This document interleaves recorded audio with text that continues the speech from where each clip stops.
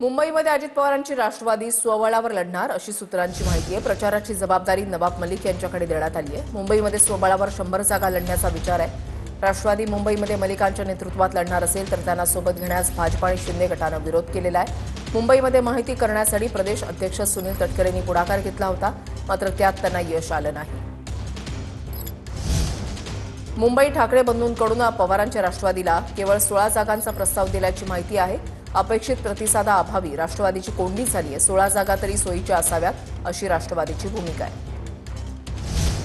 ठाण्यामध्ये भाजप शिवसेनेची 12 जागांवरून चर्चा अडलेली आहे। भाजप शिवसेनेची तिसरी बैठक सुद्धा निर्णयाविना झाली आहे। ठाण्यामध्ये आज युतीबाबत निर्णय होण्याची शक्यता आहे। पुण्यामध्ये महायुतीचा तिढा आज सुटणार आहे। फडणवीस शिंदेच्या बैठकीमध्ये आज निर्णय होणार आहे, तर पुण्यामध्ये भाजपची पहिली यादी आज जाहीर होणार आहे। आमदार खासदारांची नातेवाईकांसाठी प्रतिष्ठा पणाला लागली आहे। उमेदवारांची पहिली यादी आज रात्री उशिरा जाहीर होणार असल्याची माहिती आहे। पुण्यामध्ये महाविकास आघाडीवर शिक्कामोर्तब झाले। तिन्ही प्रमुख पक्ष 50-50 जागा लढवणार आहेत। उर्वरित 15 जागा समविचारी मित्र पक्षांना देण्यावर आघाडीचे एकमत झाल्याची सूत्रांची माहिती आहे।